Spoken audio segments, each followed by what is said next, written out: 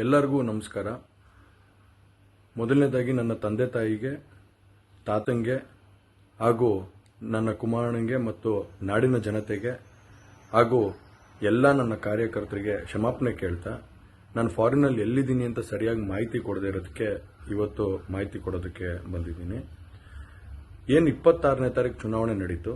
26ನೇ ತಾರೀಕು ಚುನಾವಣೆ ನಡೆದಂಥ ಸಂದರ್ಭದಲ್ಲಿ ಅವತ್ತು ನನ್ನ ಮೇಲೆ ಯಾವುದೇ ರೀತಿ ಒಂದು ಪ್ರಕರಣ ಆಗಲಿ, ಯಾವುದೇ ಒಂದು ಕೇಸ್ ಆಗಲಿ ಏನೂ ಇರಲಿಲ್ಲ. SITನೂ ಕೂಡ ರಚನೆ ಆಗಿರಲಿಲ್ಲ.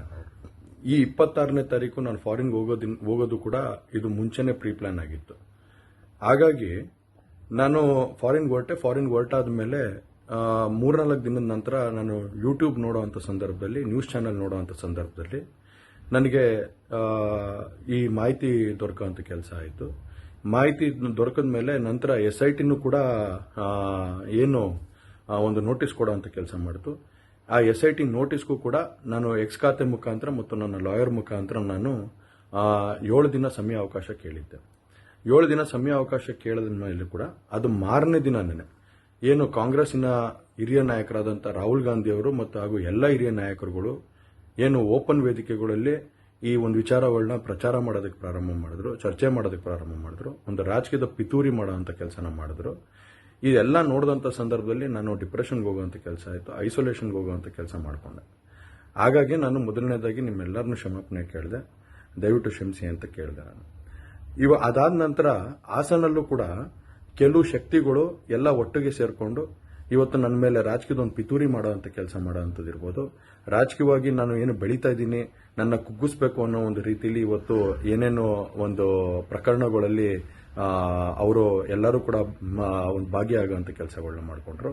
ಹಾಗಾಗಿ ಇವನ್ನೆಲ್ಲ ನೋಡಿದಂಥ ಸಂದರ್ಭದಲ್ಲಿ ಇದ್ದಿದ್ದು ಇನ್ನೂ ಒಂದು ಆಘಾತ ಆಗೋಂಥ ಕೆಲಸ ಆಗಿ ನಾನೇ ಒಂಚೂರು ದೂರ ಇದ್ದೆ. ಹಾಗಾಗಿ ಯಾರು ಕೂಡ ಇದ್ರ ಬಗ್ಗೆ ತಪ್ಪು ತಿಳಿಯೋದು ಬೇಡ.